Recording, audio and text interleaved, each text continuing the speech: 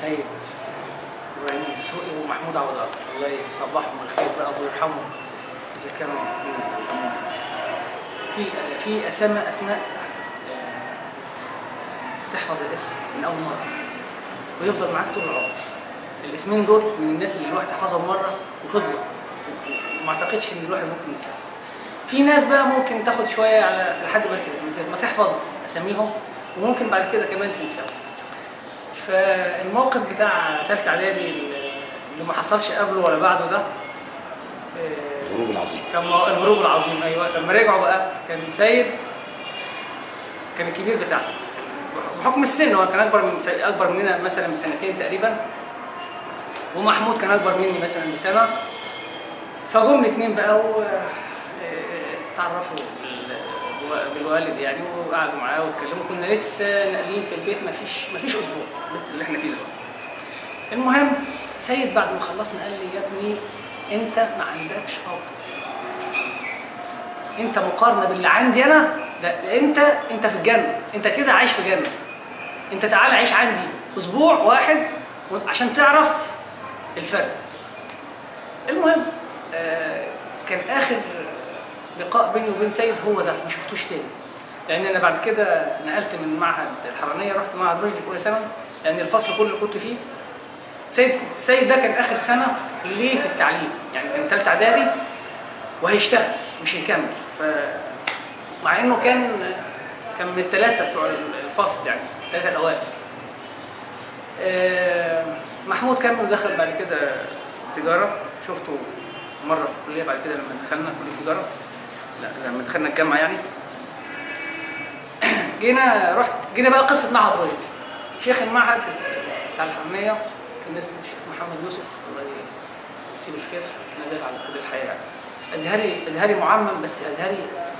جينا نروح احاول معهد رشدي، كان خالي فتحي مدرس في المعهد فطلب ودي يا مولانا وجيه هيروح ينقل المعهد رشدي عشان هيخش علمي والفصل اللي هو فيه كله مفيش غير فصل واحد ثالثه اعدادي هيدخل ادبي. فقال له لا. ليه؟ قال له انا ما عنديش غير 3 في الفصل ده، واحد منهم خد الاعداديه ومشي وفاضل لي 2. لما يمشي ابن اختك يبقى فاضل لي مين؟ واحد لما بيجي حد من بره المعهد ولا حاجه زياره وبيشوف العيال ومستواهم بنقدم له ال2 دول بيبقوا هم لما يمشي واحد منهم فاضل واحد. دي كانت وجهه نظر، فنقلنا وجهه النظر لابويا الله يرحمه. فقلنا له خالي فتحي قال له شيخ المعهد مش راضي علشان كذا كذا، مفيش حاجه اسمها انا مصلحه ابني اهم، ابني عايز يخش علمي. ازاي هو لو حريص شويه ويفهم مصلحه الولاد يقول اهلا وسهلا يا ابني مع السلامه. فراح له كلمه بشكل ودي، راح له بقى يعني المعهد ده كان ادبي بس؟ لا مش كان ادبي، الفصل اللي انا كنت فيه كنا في ثالثه اعدادي فصل واحد تمام، والعيال كلهم يخشوا ادبي مش ما ينفعش يفردك هم عايزين لا بمزاجهم. تمام. كان في الازهر زمان خلص ثالثه اعدادي عايز تخش اولى ثانوي بتحدد في اولى ثانوي انت داخل من اولى ثانوي داخل علم ولا ادبي. تمام. المهم راح له ابويا انا اروح للشيخ المعهد ودي لابس بقى الزي الازهري رايح له رسمي كده يعني مش هكلمه بشكل ودي انا يا فضيله الشيخ كذا كذا كذا. خد قدام شمالي بمنتهى الهدوء، انا كنت حاضر الموقف. تمام. قال له بص يا مولانا ابني بكره هيتنقل معهد رشدي، انا جيت لك ودي وانت يعني مش عامل اعتبار لمصلحه الولد ده ابني، المفروض ان يكون انت تعتبره ابنك زي ما انت بتقول كده، انت حريص على مصلحه المعهد اكتر من مصلحه الولد وانا حريص على مصلحه ابني بصراحه، فكده كده ابني بكره هيتنقل. فراح كان ساعتها جبنا موافقه من مدير منطقه الجيزه الازهريه وحاولت معه. ده برضو من المواقف اللي بتعلمني انا لما يكون ليا مصلحه لابني ابديها طبعا كده طبيعي. ودخلت بقى معهد رشدي وما ادراك ما معهد رشدي بتاعه ما اعرفش ايه. المهم عدت الايام، كان هو في الفتره دي بقى في اعدادي كان متابعني في البيت في مذاكره المواد الشرعيه اللي هي تفسير حديث فقه تجويد سيره. في ثانوي خف ايده من عليا شويه في المذاكره. انت كبرت، اعتمد شويه على نفسك بقى. لما انا كنت بقى اتزنق في حاجه ومحتاجه كنت انا اقول له. غير كده كان هو بيسال شافه ها ايه الاخبار عامل ايه. طب ساعات كان يغيب شويه ويجي يسال عندكم ايه السنه دي مثلا في الفقه؟ عندنا النكاح. الكلام ده كان في رابعه ثانوي. يسالني ايه النكاح، تعريف النكاح، شروط النكاح، اركان النكاح. بيشوف بقى ايه ابنه بقى اللي في الثانويه ده بيذاكر اول باول ولا بيرمي المذاكره على اخر السنه ولا ايه. لكن الحمل بتاع المذاكره بتاعنا خف شويه من عليه في مرحله الثانويه دي كلها. جينا عدت بقى الثانويه بحلوها ومرها. كنت في اولى ثانوي، نسيت اقول حاجه، ان انا ما زلت في اولى ثانوي عند الشيخ توفيق بعد المهرجان ده كله والسعوديه والمسابقه والحفظ وختمته ما اعرفش ايه، واولى ثانوي برضه لسه عند الشيخ توفيق. فكان دي مسببه لي انا حته يعني طب انا هفضل اروح للشيخ توفيق لحد امتى؟ لحد ما يموت مثلا ولا اقول له طالما سيدنا موجود وانت موجود لازم. فضلت لحد ما توفى الشيخ توفيق الله يرحمه. كانت خلاص دي كانت علاقتي بالكتاب يعني. لأن الشيخ جواري الله يرحمه اللي هو أبو عمر كان مع الشيخ توفيق، بس عصايته كانت طرية. أبويا كان يحب العصاية اللي تجيب نتيجة. بعد الموقف بتاع ثالثة إعدادي ده اللي هو الهروب الكبير ده، ما حصلش أي موقف تاني شبيه أو في وجه شبه للموقف ده بعد كده خالص، لا من ناحيتي ولا من ناحيته والله. بس ده بيعلم الواحد ده في حياته مع العيال، مع عياله. كل مرحله لها سمات معينه. كل مرحله. وبعدين لما اشوف من ابني انه بدا حتى في وشه مثلا شعره طلعت في وشه ولا طول سنتي، يبقى في هنا في طريقه تعامل مختلفه عن الايام اللي فاتت. جينا بقى بعد ما خدت الثانويه.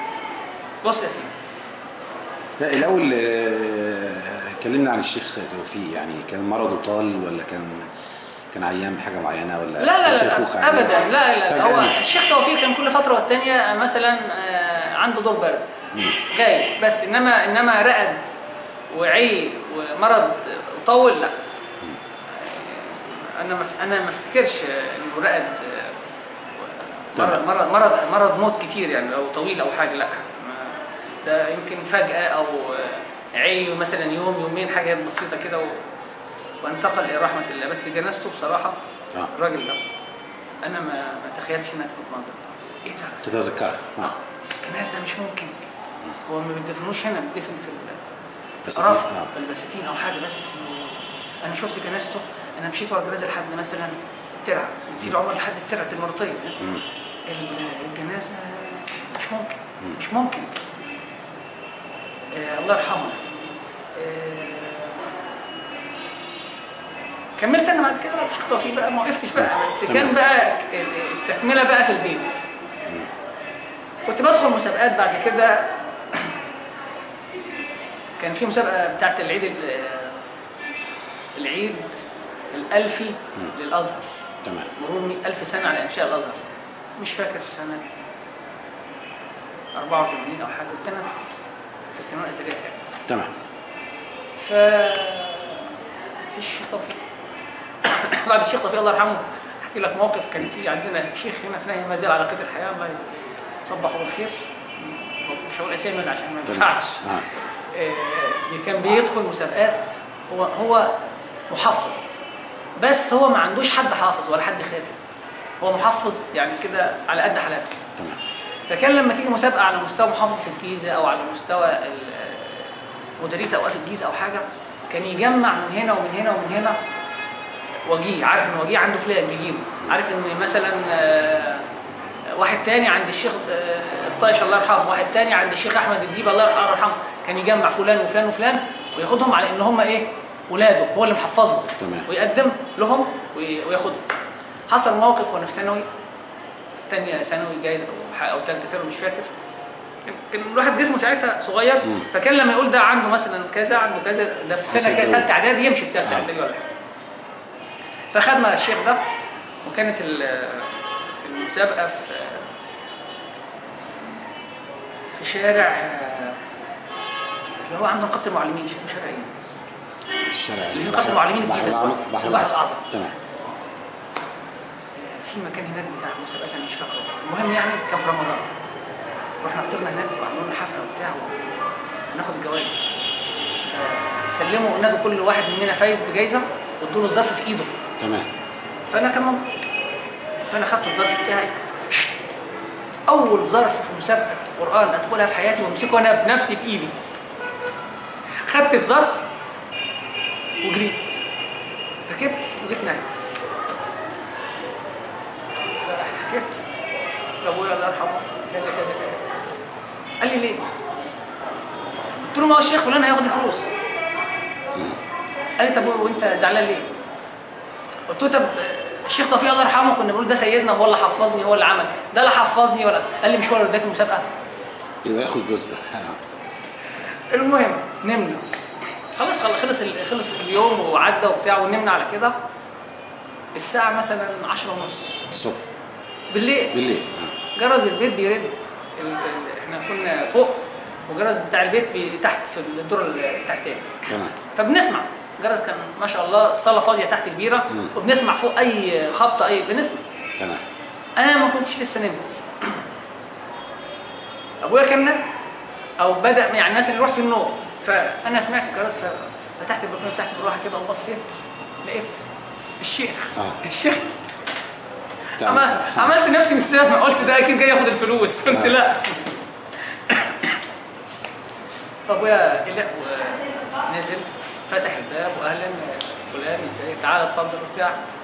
صباح الخير. صباح الخير. قال له دي الفلوس الظرف اللي جابه وجهي زي ما هو. تمام.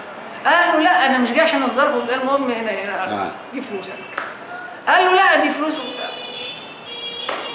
فانا بامانه مش فاكر هل هو خد الظرف كله ولا خد جزء منه ولا خد نصه ولا ما خدش. انا المهم يعني انا بعد كده تاني يوم بقى بعد ما نمنا وصحينا وفوقنا قلت لابويا انا مش هدخل مسابقه القران تاني مع الشخص ده. ليه يا ابني؟ قلت له خلاص ده احنا سيبناه، جالنا البيت الساعه 10:30 في نفس الليله، يعني ما استناش لتاني يوم. المهم جت بعد كده وانا في رابعه ثانوي مسابقه العيد الالفي في الازهر، اللي كان برضو قدم لي فيها واحد من المعتمديه، كان شغال في جامعه في الازهر او في الاوقاف حاجه زي كده. المهم دخلت المسابقه دي كانت على مستوى العالم الاسلامي. مش عارف اتعملت مره او اتعملت بعد كده كذا مره. المهم افتكر سؤال من اللي سالوه لي الشيخ ساعتها، قال لي في كام إن في خلق السماوات والأرض في القرآن. سؤال صعب يعني. لا مش صعب. مش صعب. قلت له واحدة. قال لي فين؟ في آل عمران. قلت له هي دي. هو كان بيسألني في آل عمران. قلت له هي دي. قال لي مش واحدة ثانية. قلت له لا. قال لي طب خلص في آخر وأنت ماشي أقول لك واحدة ثانية. عارف؟ خلص وفي اخر بعد ما خلص هقول لك واحده ثانيه. دي خلتني طول الوقت مشغول بالسؤال ده. المهم سالني اسئلته ما كانتش يعني اسئله بيشوف اللي قدامه حافظ ولا لا، انما مش حافظ باتقان ولا لا، يعني ايه، ما كانتش اسئله صعبه. المهم الحمد لله جه في الاخر قلت له ان في خلق السماوات والارض الثانيه فين يا مولانا، لازم اعرفها. فضحك قال لي إن في خلق السماوات والأرض واختلاف الليل والنهار والفلك التي تجري في البحر بما ينفع الناس. دي اللي في البقرة. وبتاعتنا دي اللي هي تمام. اختلاف الليل والنهار الآيات الأولى. أهو ده أنا فاكر شكله الشيخ ده. يعني أنا امتحنت مسابقات كتير بس مش فاكر وجوه الناس اللي امتحنتني. ده بالذات لسه صورته هنا في دماغي. أنا ما عرفتش اسمه للأسف يعني، بس صورته أنا فاكره، يعني لو قابلته في أي وقت هعرفه الراجل الشيخ. فرجعت البيت في مسابقه العيد الالفي في الازهر، قلت لابويا الموقف ده حصل كذا كذا. قال لي سقطت. قلت له عشان هو قال لي سؤاله ما عرفتوش، قال لي ما انا لو جاوبته خلاص. المهم عدت ايام ولقينا الراجل بتاع المعتمديه الموظف اسمه استاذ رؤوف بعت لنا، ما كانش في وقتها لسه تليفونات او حاجه يعني، سنه 84. ابويا قال لي بكره نروح انا وانت المعتمديه. ليه؟ قال لي انت نجحت في مسابقه العيد الالف في الازهر والاستاذ رؤوف جايب لك المكافاه بتاعتك. قلت له طب انا هروح ليه؟ قال لي مش هنسلم على الراجل بقى اشوفك ما يعرفكش. فروحنا فعلا سلمنا على الراجل وبتاع وما اعرفش ايه. دي كانت اخر مسابقه خارج يعني خارج المكان اللي انا فيه، يعني ما خرجتش من بيتي بعد كده. تمام. بعد كده كان في مسابقات جوه الكليه. لسه بقى هنيجي على موضوع الكليه بقى. جينا في الثانويه الازهريه، موقف فعلا انا يمكن هشوف الموقف ده ربنا يستر. في رابعه ثانوي انا كنت دخلت علم رياضه. المجاميع زمان في الثانويه الازهريه كانت ضعيفه منخفضه مش زي دلوقتي. فانا التنسيق بتاع السنه اللي قبلينا اللي هم كانوا رابعه واحنا في ثالثه، شفنا معانا في المعهد فلان دخل هندسه وفلان دخل طب وفلان جاب كام فعرفنا. فانا عارف ان المجاميع عندنا في الازهر منخفضه، وباقل مجموع انا هدخل الكليه اللي انا عايزها، فهبذل مجهود. واخد بالك؟ ده اللي كان في. المهم كان في تحفيز من هنا ومن هنا ومن هنا، وبرضه انا كده هدخل الكليه اللي عايزها. هتعب ليه؟ او اتعب اخر السنه بقى. فجينا في الامتحانات ضربنا ضربه جامده. المهم كان مجموعي ساعتها 68.5% نسبتي. هيدخلوني هندسه مرتاح، بس دي عملت صدمه عندنا في البيت ما اقولكش. ابويا كان متوقع انا وجيه، فوجيه ده يعني خد ألم في وجيه في السنه دي مش ممكن، لان الناس اللي هو كان الناس الافاضل اللي هم كانوا بيقعد معاهم يوميا، الشيخ فلان والشيخ فلان والشيخ فلان، كانوا بيتابعوا النتائج ساعتها. فلان كانت نتيجه ثانويه عامه بانت، فكان في واحد دفعتنا برضه مش هقول اسمه ثانويه عامه وانا كنت ثانويه ازهريه. الواحد ده كان معايا في الفصل في ابتدائي لحد سنه رابعه. تمام. كان علم رياضه، والمفروض ان هم كان عندهم في البيت ناس متفوقين اخواته. فجه في السنه دي كان مرسوم زي حالاتي كده ان هو او محسوب من الناس اللي هم هيجيبوا نسب عاليه. فجه هو كمان جاب نسبه ضعيفه. الثانويه العامه بدات قبل الثانويه الازهريه. فبيقول لي جه في البيت قال لي نتيجه الثانويه العامه عرفتها؟ قلت له عرفت. قال لي عرفت فلان جاب كام؟ قلت له عرفت. قال لي ايه رايك؟ قلت له عادي متوقعه. قال لي متوقعه؟ ده شاطر. قلت له انا ما هو كان معايا في الفصل في ابتدائي وانا عارف مستواه كويس، يعني انا عارف مين الاوائل عندنا في ابتدائي. هم دول السنه دي هم دول ما فيش اللي عليهم العين. ما فيش جديد، لا ما فيش مفاجآت بالنسبه لي. تمام. فده متوقع. طيب قال لي اما اشوفك انت بقى. هي كلمه ده مستواه. قال لي اما اشوفك انت هتعمل. تمام. جت نتيجتنا بقت كانت 68. كانت صدمه. الحمد لله. انا بالنسبه لي مش صدمه، يعني انا المهم جينا بقى عدينا موضوع النتيجه وجبنا ورق التنسيق. تمام. في موقف هنا بقى لازم كل اب يفهمه كويس. كان في حاجات للاسف احنا اولاد ما ناخدش بالنا، ما بنفهمهاش في وقتها، بس لما بنتحط في الموقف نفسه مع الايام بنفهم. جينا بنملى استمارة الرغبات بتاعت التنسيق.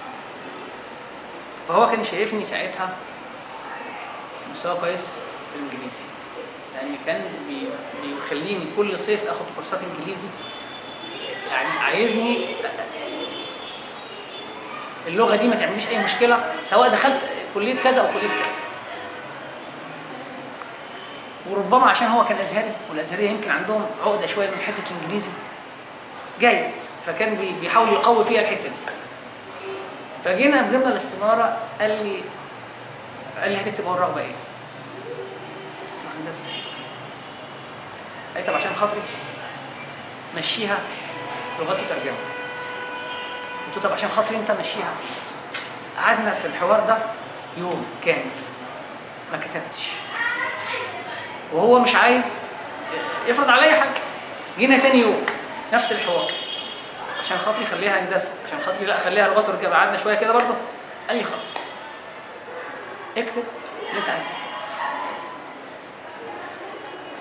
كتبت اول رغبه هندسه والثانيه لغات وركاب. عارف لو الزمن يرجع سبحان الله، لو دي مش هتعمل حاجه يعني، بس انا كنت هكتب لغات وركاب اول، بس سبحان الله هي تمام. العيال لما بتصدر فاختيار الاب مش فاهمه حاجه، هو الموفق. مش كده كمان، هو نظرته انا فهمتها بعدين. اللغه عندنا هنا في مصر ليها مستقبل كويس وليها مجالات، حتى لو ما كانش في مصر وخرجت بره بتفتح لك هتبقى كويس. تمام. هتبقى واقف على ارض صلبه. لكن هندسه عندنا في مصر صعبه شويه. مجال انك تبقى مهندس او حتى دكتور في الزمن اللي احنا فيه بالمنظر الحاله اللي انت شايفها دي، او اللي قبل كده، او الحاله الاقتصاديه يعني في بلد دي صعبه شويه. فلما دخلنا هندسه بقى، دخلت هندسه خلاص، مشينا جينا عند القسم اعدادي عدت اللي هي اول سنه. جينا السنه الثانيه بقى هنكتب. انا بقى ايه، انا في الكليه رغباتي بكتبها هناك في الكليه، مش بكتبها في البيت. تمام. تنسيق داخلي يعني.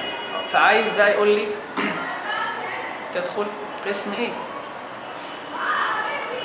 زمان ايام مسابقه السعوديه لما جيت، مش عارف انا قلت الحته دي المسابقه الدوليه. انا عملت لقاءين في التلفزيون المصري، واحد مع مذيع اسمه مرزوق هلال، كان بيقدم برنامج اسمه نادي العلم والايمان على القناه الاولى. والقناه الثانيه كان في مذيعه اسمها اماني ناشد بتقدم برنامج اسمه كاميرا 9، كان بيجي كل يوم اثنين تقريبا الساعه 9. فعملت دول عمل معايا لقاء وده عمل معايا لقاء. مرزوق هلال كان بيسالني، الاثنين سالوني السؤال ده، انت عايز تطلع ايه لما تكبر؟ عايز تبقى ايه؟ قلت لهم عايز ابقى مهندس. مهندس ايه؟ قلت لهم مهندس تصميمات. خد بالك من كلمه تصميمات، مفيش حاجه اسمها اصلا مهندس تصميمات، مفيش حاجه اسمها قسم تصميمات في اي كليه هندسه. فلما جيت ادور على قسم تصميمات قسم تصميمات اللي انا قايل عليه وانا صغير ده، مفيش حاجه اسمها قسم تصميمات. امال مين اللي فهمني ان في كليه هندسه حاجه اسمها قسم تصميمات؟ مفيش. انا كنت ميال لان ادخل قسم عماره. هو ده التصميمات اللي في دماغي، هو ده المهندس اللي بيصمم. مع ان كلمه انجينير في الاساس لا تطلق الا على الديزاينر اللي هو المصمم. انت شخص بتصمم انت مهندس، حتى لو معكش بكالوريوس هندسه. انت شخص ما بتصممش انت مالكش علاقه بالايه، بالانجينيرنج دي خالص. فجينا هنكتب بقى الرغبات، فكتبت اول رغبه عماره، قسم عماره، وتاني رغبه القسم اللي انا اتخرجت منه اسمه قسم نظم وحاسبات. وبعدين بقى الاقسام بعد كده مش فاكر. المهم كان برضو ايه، شوف الاقدار، برجع للتنسيق بتاع الثانويه، لغات وترجمه وهندسه، واحده فيهم جت قبل الثانيه. هنا بقى العكس، جينا قسم عماره عشان طالب في اعدادي نجح، عشان يدخله اولا لازم يكون مجموعه مش نسبته، مجموعه عالي. تاني حاجه بيدخل امتحان قدرات. انا كان مجموع عالي في اعدادي، جينا امتحان القدرات ما عرفتش معاه وما سالتش. في الصيف احنا هنا عندنا يعني فوضى بتحصل حتى لحد دلوقتي مع عيالي في فوضى في الصيف. اجازه الصيف لما بتطول الواحد بينسى اسمه، فنسيت اصلا اسال على ميعاد امتحان القدرات ده امتى. رحت بعديها باسبوع اسال في الكليه فين امتحان القدرات، قالوا ده امتحنوا الناس وقبلوا وخلاص. حاولت اقابل رئيس قسم عماره ساعتها عشان كذا كذا كذا، اجيب له اي عذر، اي حجه، ولو حتى عذر مرضي واجيب له شهاده مرضيه، خلاص مفيش، خلاص. نظم وحاسبات، كان في سنتنا نظم وحاسبات ده القسم اللي انا دخلته كان واخد اعلى مجاميع على مستوى الكليه. الطلبه كلها عايزه تدخل القسم ده، فعلوا التنسيق، فكان اعلى قسم في سنتنا هو قسم نظم وحاسبات. فانا بقول له، قال لي انت زعلان ليه؟ انت دخلت قسم واخد اعلى مجاميع. قلت له زي زي الثانويه كده، ولا هندسه والطب بياخدوا اغلى من الجميع عادي. بس فمشيت العمليه الحمد لله. وبرضه حته الانجليش دي كانت عند ابويا، دي حاجه محتاج تاخد كورس انجليزي ولا حاجه يساعدك في كليتك. قلت له لا الحمد لله كده تمام مش محتاج. يعني المصطلحات اللي بتاخدها ولا الكتب اللي بتجيبها بالانجليزي دي انت بتعرف تقرا فيها كويس وتعرف تترجمها وبتاع.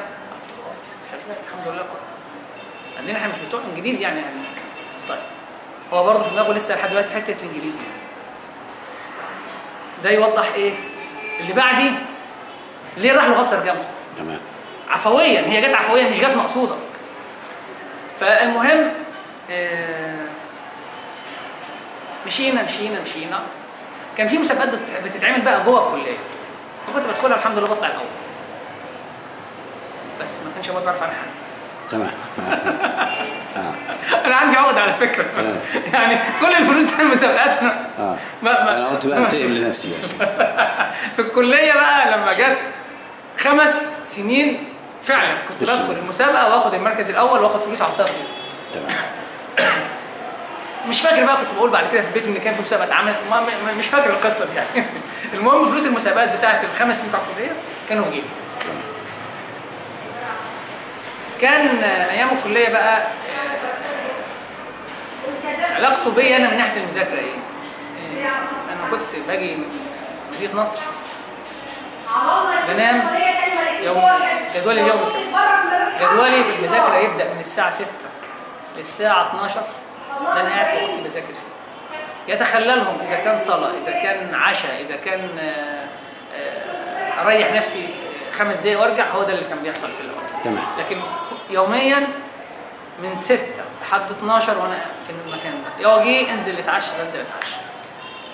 علاقته بيا بقى في المذاكره يجي قبل ما يدخل ينام الساعه 10 يوميا يقول لي يا كابتن. ما كانش يقولها لحد غيري على فكره. يا كابتن، يا كابتن عايز حاجه؟ ليه كابتن؟ لان انا على طول كنت بلعب كوره. فعلى طول مسميني الكابتن، لا مهندس ولا شيخ ولا استاذ ولا، هو كابتن. ف عايز حاجه يا كابتن؟ والله لو عايز حاجه بقول له. لو عايزه مكسوف اقول بسكت. يقول لي انت عايز حاجه بس مكسوف؟ اقول له عايز. طيب عايز كام؟ اقول له مش فلوس مثلا. لو مش فلوس امال عايز ايه؟ عايز مثلا اي حاجه. طيب ماشي، ودي محتاجه تحط وشك في الارض وتتكسف، قول على طول. في حاجه في المذاكره، في حاجه في البتاع، في ماده. اقول له لا ماشي الحمد لله شغال. يوميا كده. كان عندنا في اول 3 سنين في الكليه او اول 4 سنين لحد سنه ثالثه افتكر مواد شرعيه بندرسها.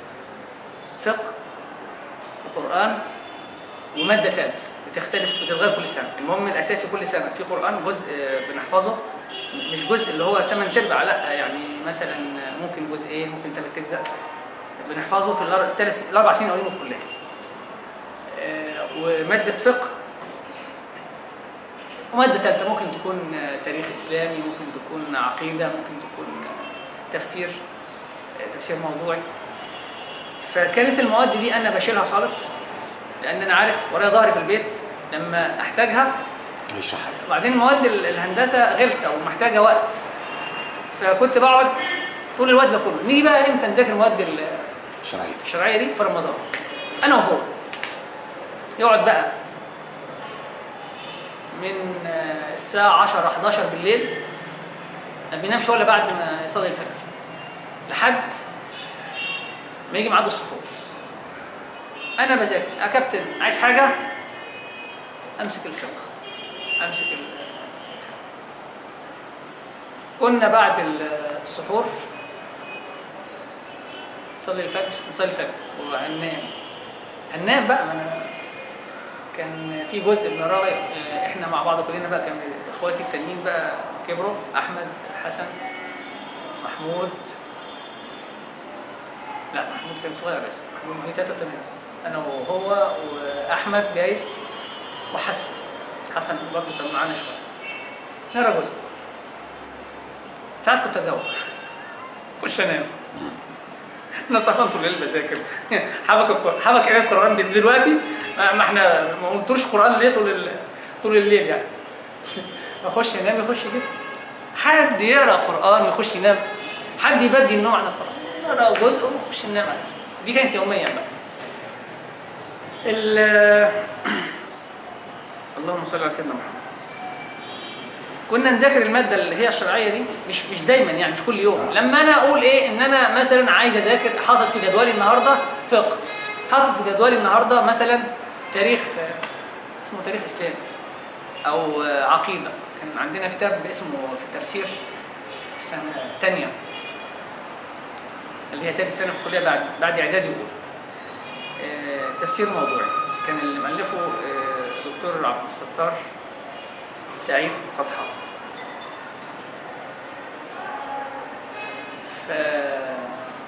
فكان الراجل كتاب محوره عن اليهود في القرآن. هو كاتب رأيه، هو كتابه من وجهة أو تفسير الآيات الموضوعة في القرآن من وجهة نظره.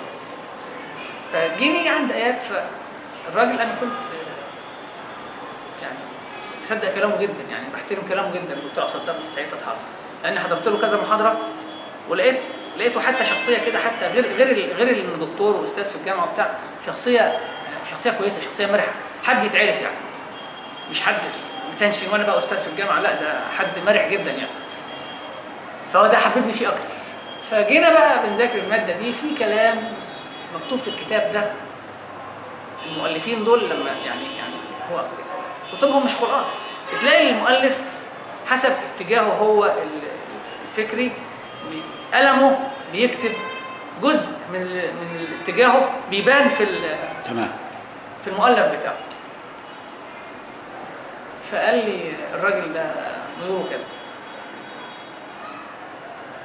قلت له اه. قال انت شفته؟ قلت له حضرت له محاضرتين. قال لي بس في كلام من هنا يعني بيفسر ايات في القران، يعني كل الايات اللي بتتكلم عن بني اسرائيل عن اليهود في القران حاططها وبيقول تمام فلان المفسر قال كذا وفلان المفسر كذا ورايه هو بقى راي الدكتور عبد الستار كذا كذا كذا. فبيقول رايه ده مثلا في كذا، رايه في كذا. فانا الماده دي قلت لازم اجيب فيها امتياز. انا ماليش دعوه الراي ده صح ولا غلط، انا هكتب اللي هو قاله واللي ابويا قاله. لما يجي سؤال في الحته الفلانيه دي انا مش هكتب راي الدكتور عبد الستار بس. ابويا قال لي انا في تفسير الايه دي في كذا كذا كذا، وجاب لي تفسير. عندنا المكتبه بتاعتنا قال لي التفسير. فالامانه كانت تقتضي اني لما نقول راي في ايه، مش في تفسير في ايه، نقول راي المفسرين اللي فسروا الايه، اللي تعرضوا للايه دي، ما نقولش راي واحد بس. فانا لما جاني فعلا سؤال في البتاعه دي في الماده دي في الامتحان، مش فاكر حتى كانت آية ايه، قلت رأي اللي قاله الدكتور عبد الستار في البتاع، وقلت له ورأي المفسر فلان فلاني كذا كذا.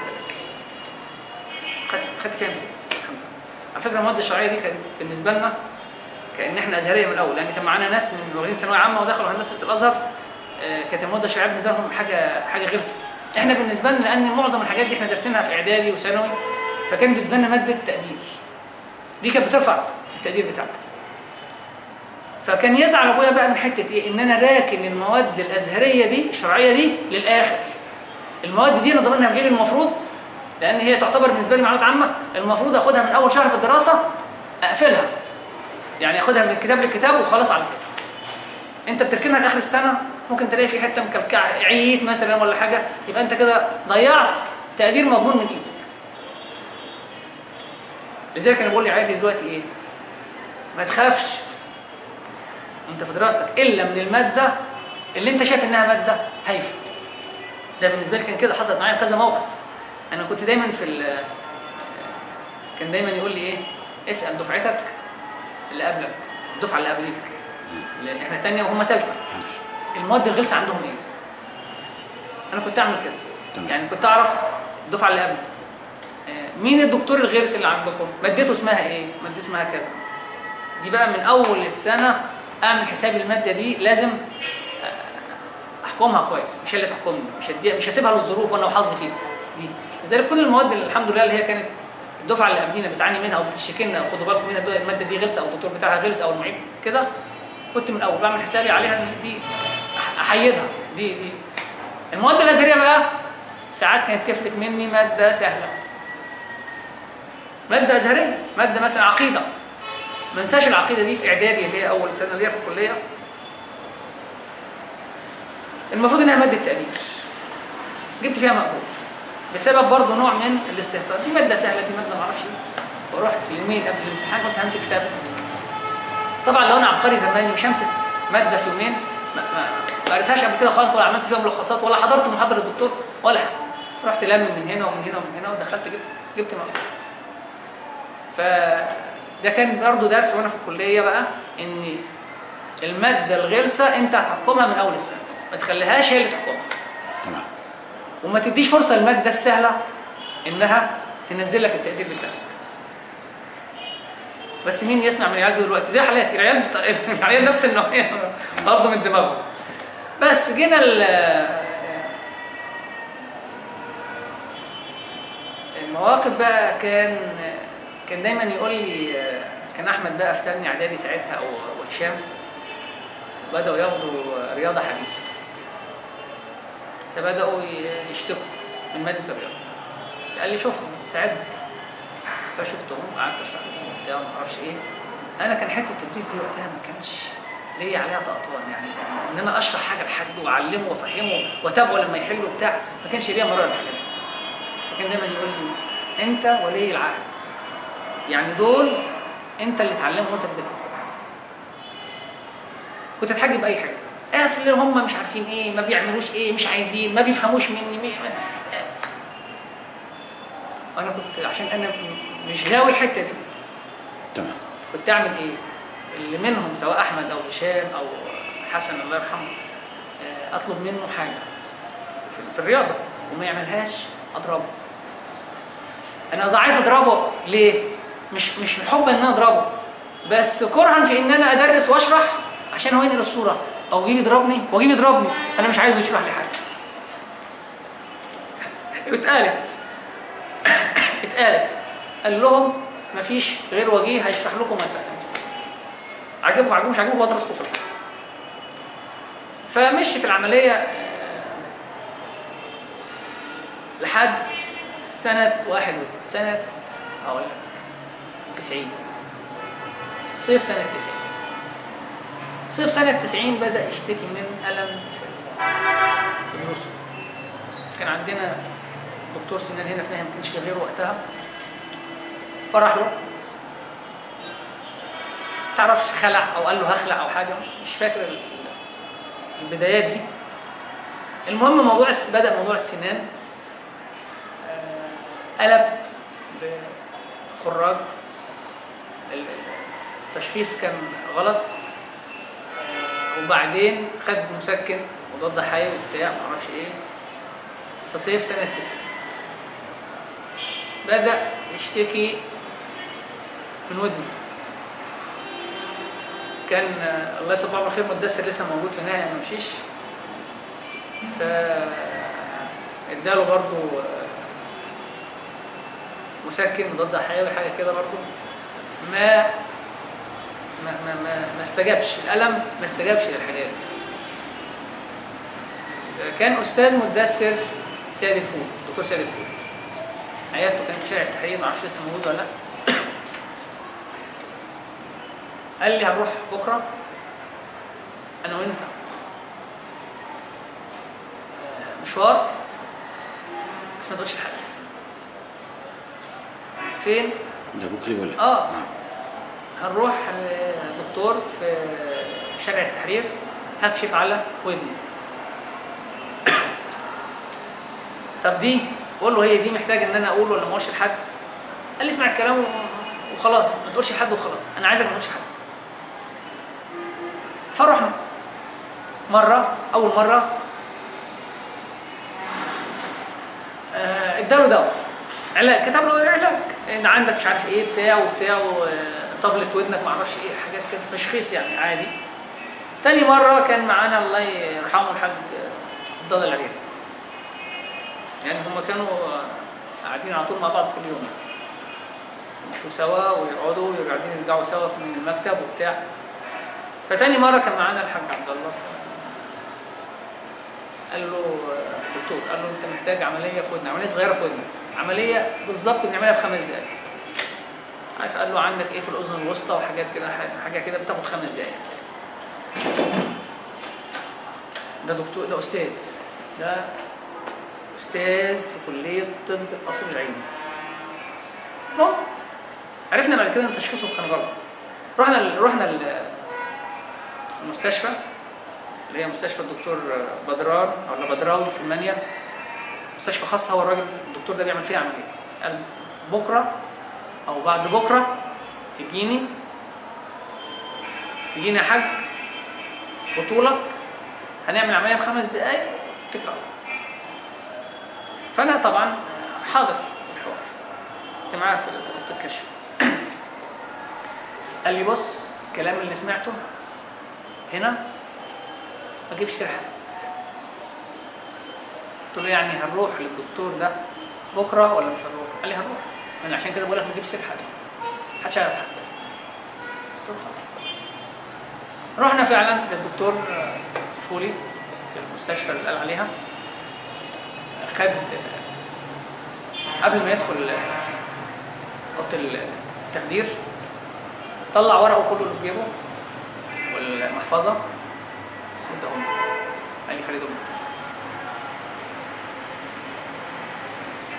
دخل عمل العمليه، ما طولتش حاجه زي ما قال كده 5 دقايق وخلاص.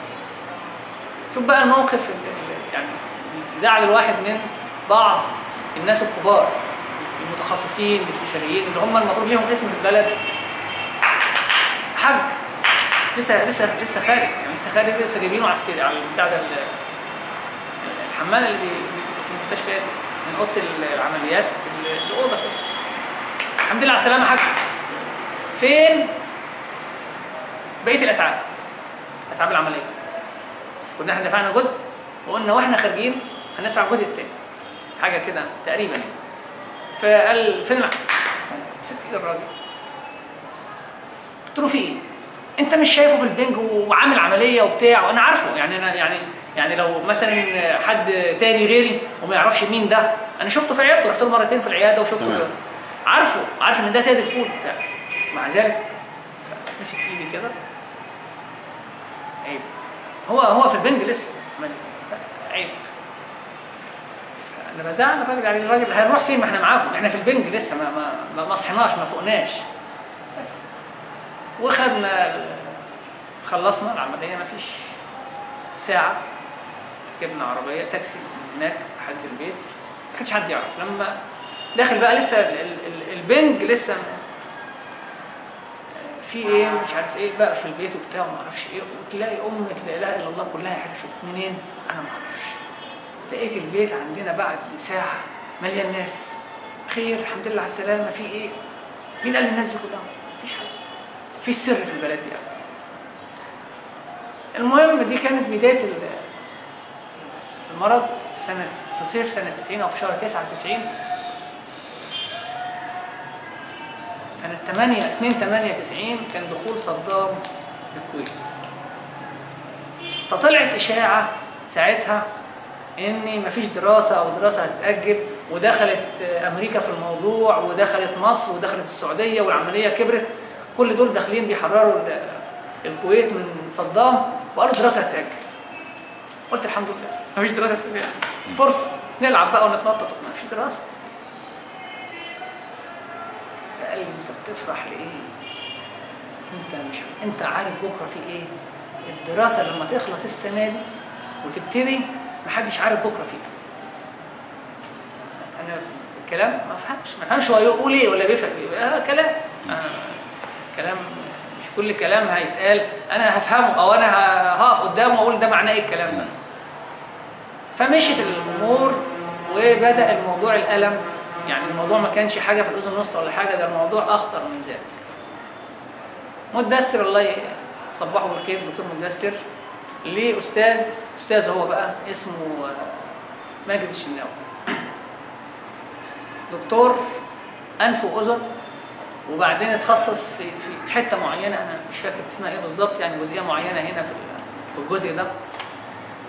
فقال الحته دي بتاعت الدكتور مجد الشيخ، وكان شغال في مستشفى الجمهوريه في شارع الجمهوريه. رحنا له بتاع برضه، عمل اشعه وشفنا وورينا له الاشعه والبتاع والشغل بتاع سيد الفولي. التشخيص ده غلط، من غير ما اعرف الدكتور ومش عايز اعرف اسمه ايه. التشخيص ده غلط. طب نعمل ايه؟ فالمهم قال الاشعه اللي احنا عملناها دلوقتي بتقول ان في حاجه مش بتاعتي، حته مش بتاعتي، مش حتتي دي اللي بلعب فيها. انتوا هتروحوا لواحد اسمه دكتور شوقي الحجار، ده استاذ امراض غدد، اسمها ايه؟ غدد سماء، غدد، استاذ غدد او حاجه كده. عيادته قريبه من عياده مجد الشناوي. فرحنا له، مشي العلاج معاه لحد ما وصلنا لمرحله علاج كيماوي. فانا كنت بروح مشوار مدينه نصر في السنه دي في الوقت ده يعني، واجي كنت انا معاه لحد مثلا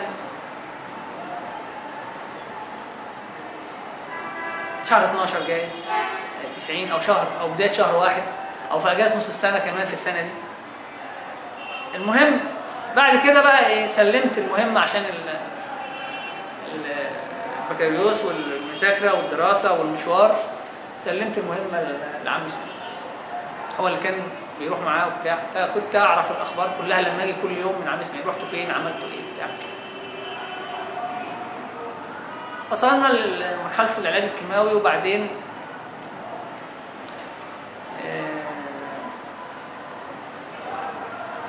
افتكر حاجه في الطريق كده وانا ماشي قبل ما اوصل لشهر 7.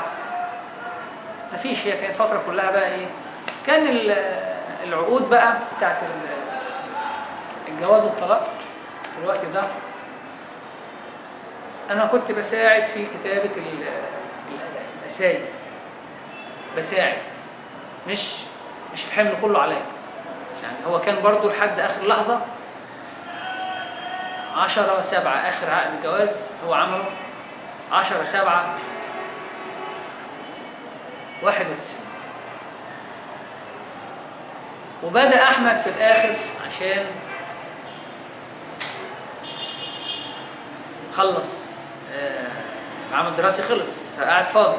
بدأ احمد كمان يساعد شويه في موضوع كتابه الاسايم.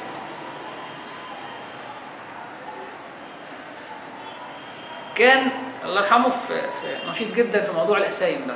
يعني كان في عقد جواز حصل النهارده في جامع مثلا ابو سنه ولا حاجه،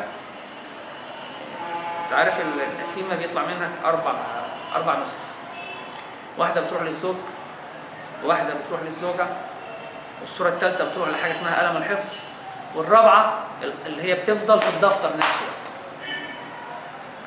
فكان هو في الاخر بيكتب واحده اللي هي في الدفتر في اخر الايام، وانا اكتب مثلا 2 أو 3، واحمد يكتب الرابع. ده في شهر 7. انما قبل كده كانت تمشي ماشيه العمليه 2 و2، 3 و1، هو يكتب 3 ونكتب 1. في شهر 7 من بدايه شهر 7 بدات العمليه كده تريح شويه. كان راقد في الاخر في الاوضه اللي هي اوضه الجلوس بتاعتنا دلوقتي. نزلنا فيها سرير عشان اللي هيجي يسلم عليه مش هيطلع فوق بقى وبتاع، وفيها الكنب.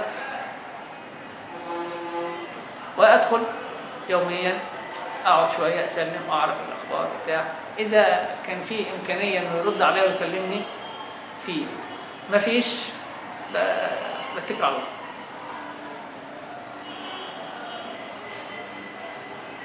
خلصنا امتحانات، احنا بقى خلصنا امتحانات البكالوريوس ووصلنا للنتيجة. يوم الخميس كان 10/7 أو 11/7 91، يا 10/11. كان آخر عقد جواز كتب وكنا عندنا في البرندة بتاعتنا قاعدين بنقعد كلنا كده بنتجمع فيها، وكان هو أحيانا بيقعد شوية معانا. فكانت ستي الله يرحمها لما يجي يتوضى بتوضيه يا إما في الأوضة اللي هو راقد فيها يا إما في البرندة. فكان آخر مرة اتوضى فيها صلاة العشاء كانت بتصب له في البرندة يوم الخميس وهو بيتوضى. أنا قاعد وهو عارف أنا قاعد. كابتن هنفرح إمتى؟ فكابتن دي عارف، أنا عارف والبيت كله عارف الكابتن دي بتتقال لي مين. فقلت له يوم السبت إن شاء الله.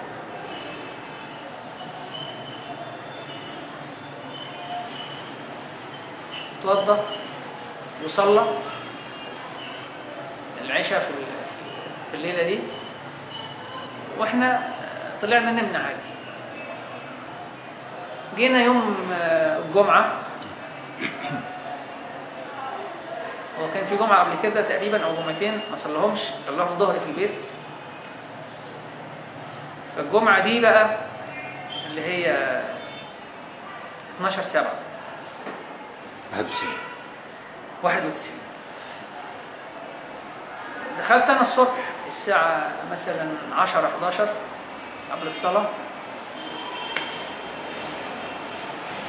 قعدت شوية معاه بس هو كان يعني نايم،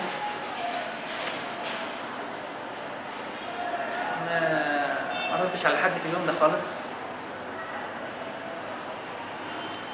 كانت اللي دايما معاه على طول ستي الله يرحمها، واحيانا كانت عمتي بحكم بيتها قريب من بيتنا يعني، فكانت برضو كده داخله خارجه عليه،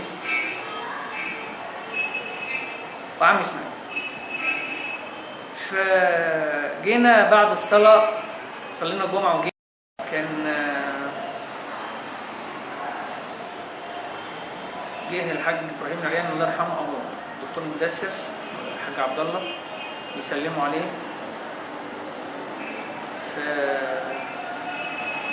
ما كانش في كلام، ما كانش ما ردش على حد في اليوم ده خالص.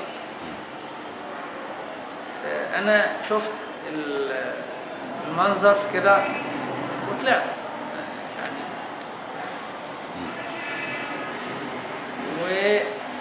وسبحان الله طول الفترة دي كلها أنا ما جاش في بالي يعني. أنا من النوع دايما اللي هو ما بيبصش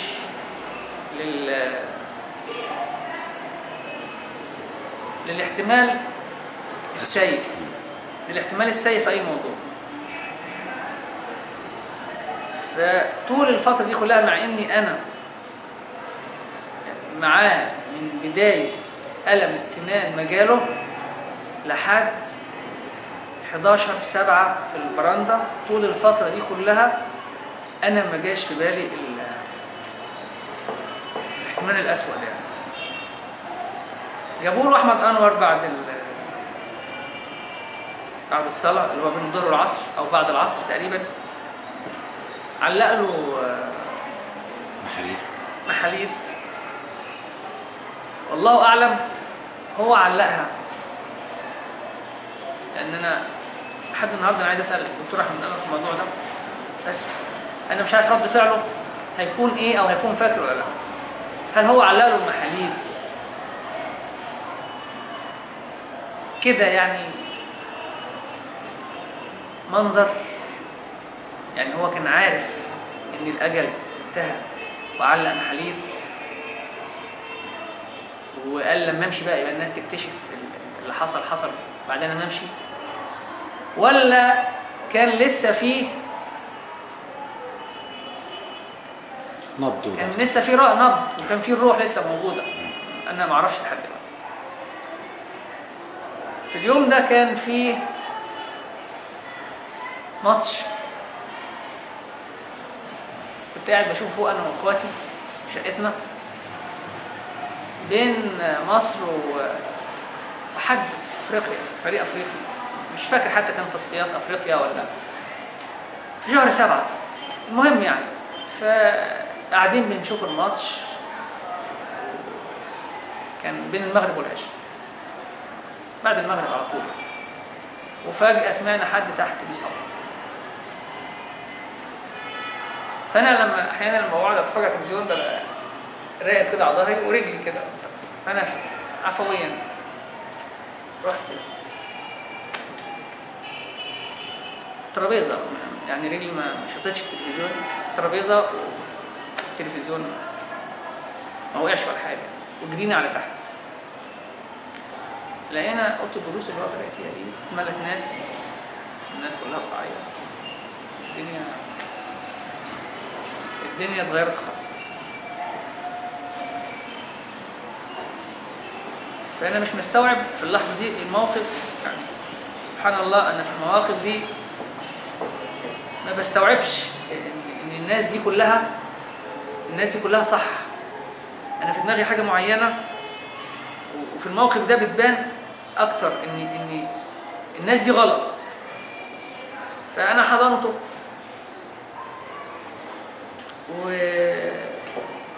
وبقول للناس دي اسكتوا بس. فلقيت واحد يشدني يقول لي انت مجنون، انت الكبير، وانت المفروض العاقل، وانت العارف، وانت مش عارف ايه، وانت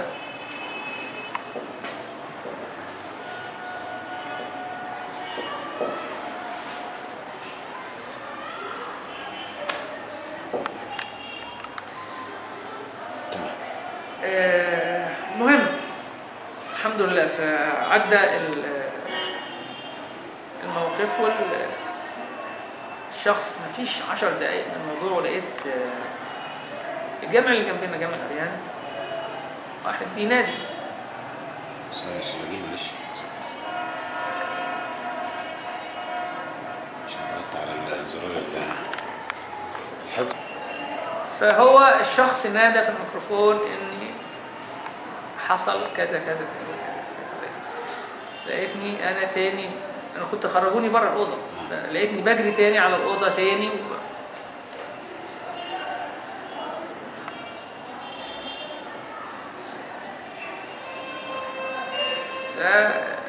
ده كان بفتكر اخر كلام بيني وبينه لما كان بيتوضى يوم الخميس لصلاه العشاء. ستي بتصب له يتوضى وبيقول لي يا كابتن هنفرح امتى؟ قلت له يوم السبت ان شاء الله. كان يقصد ايه وانت تقصد ايه؟ النتيجه. تمام. هو يقصد ان هو كان سالني يوم الاربع النتيجه امتى؟ قلت له لسه ما اعرفش خبر عنها لحد دلوقتي. يوم الخميس وهو بيتوضى بيسالني يا كابتن هنفرح امتى؟ لما كررها فانا عرفت هو بيتكلم عن ايه وبيتكلم مين. فقلت له يوم السبت ان شاء الله. بس يوم السبت هروح اجيب النتيجه، نتيجه البكالوريوس. فطلع يوم السبت ده بقى يوم الدفن. يوم الدفن دفنتوه تاني يوم الصبح. هو كان بالليل، كان هو نادى عليه يوم العشاء بالليل، يوم الجمعه في وقت اذان العشاء يعني. هو نادى العشاء من هنا، صلى يعني اذن اذان العشاء ونادى على طول في لحظتها. بس جينا بعد الدفنه، افتكر موقف من الدفنه كان في ناس من اللي خطبوا على القبر، في ناس اتكلمت كتير بتاع. تفتكر مين؟ لا انا افتكر بس ما بقولش اسامي.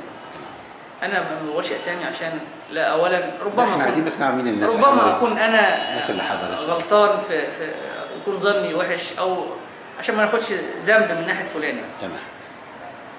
من ضمن الناس اللي اتكلمت حد كان بيقول كده اخي علي اخي علي، وتسمع اخي علي دي كل اللي كانوا واقفين اخي علي دي ابكتهم، طلع بحرقه. اتضح الايام بقى بتبين، يعني ما هو في ناس لسانها بينقط عسل لكن فعلها بيبان بعد كده. انا في دنيا تانية، انا سامع الكلام بس انا مش شايف، يعني انا سامع الكلام وعارف ده صوت مين وصوت مين وبتاع، انا مش شايف، انا عيني مقفوله وعيني مغمضه والدنيا دي متغيره خالص. خلصنا يوم السبت اللي هو يوم الدفنة، كان فيه هنا عزاء على الكوبري القديم. تمام. وكان حضروا ناس كتيرة من ناحية ومن بره الناحية وكده. فكان الله يرحمه الشيخ عبد الحميد عمر مأذون كرداسة كان من الناس اللي موجودين، هو وفلان من ناحية برضو، يعني فلان ده دلوقتي تربطني بيه صلة نسب، يعني الشيخ فتحي ياسين. خدوني الاثنين كده على جنب، انا طبعا كنت في دنيا تانية، وكلموني كلام الاثنين انا ما فهمتش هم بيقولوا ايه ولا سمعت هم بيقولوا ايه. كان عمي محمد الله يرحمه حضر معاهم الكلام اللي هم قالوه. فانا بعد يومين كده قلت له فلان وفلان لما خدوني في العزاء اتكلموا كلام انا مش فاكر قالوا ايه. فقال لي بيقولوا كذا كذا كذا كذا، وان انت عايزينك تترشح للمأذونية بدله.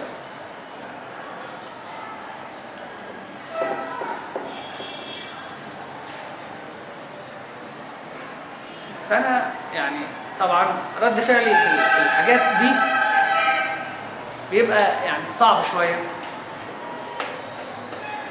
بس عشان اللي بيكلمني ده عمي، او اللي ترجم لي الكلام اللي انا ما فهمتوش ساعه العزاء عمي، ما ينفعش يكون رد فعلي وحش.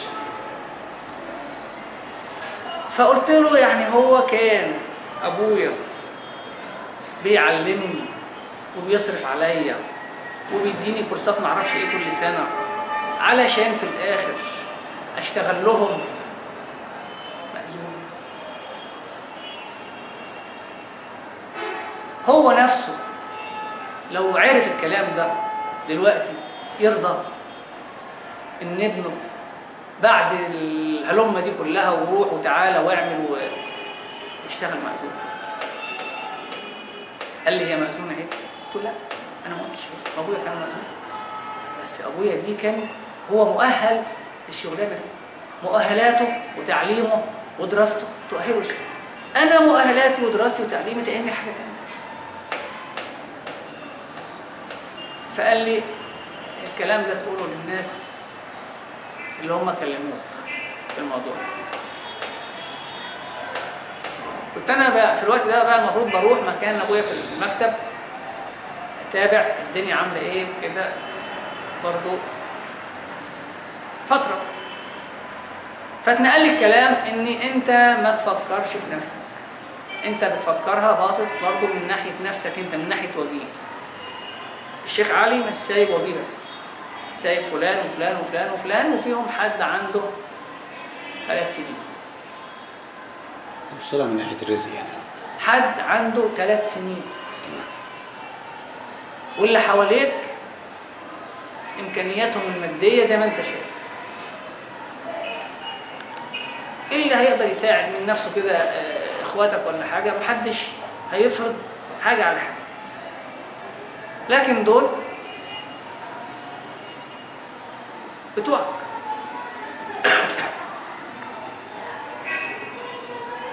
وفي حاجه، انت لو مشيت في موضوع المأذونية وحبيت تواصل في الدراسات العليا مثلا ولا حاجه،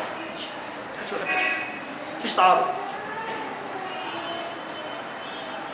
ماشي. عندنا مأذونية ناهية وكرداسة، اي مأذونية منهم بتخلو لسبب ما، المأذون مرض او المأذون مات، بتنتقل المأذونية للمأذونية الثانية على طول اوتوماتيك.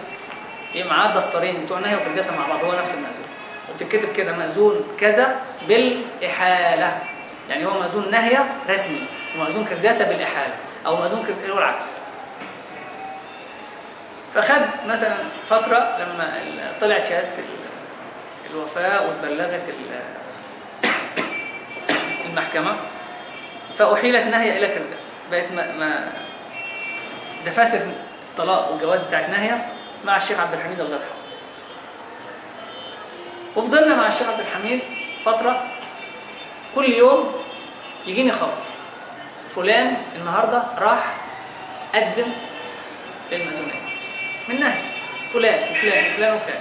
تمام. دلوقتي هنيجي عند نقطة الصراع على منصب المأذونية المأذونية فينا. هنكتفي هذا القدر ونكمل هذا الحوار إن شاء الله. في الجزء الثاني.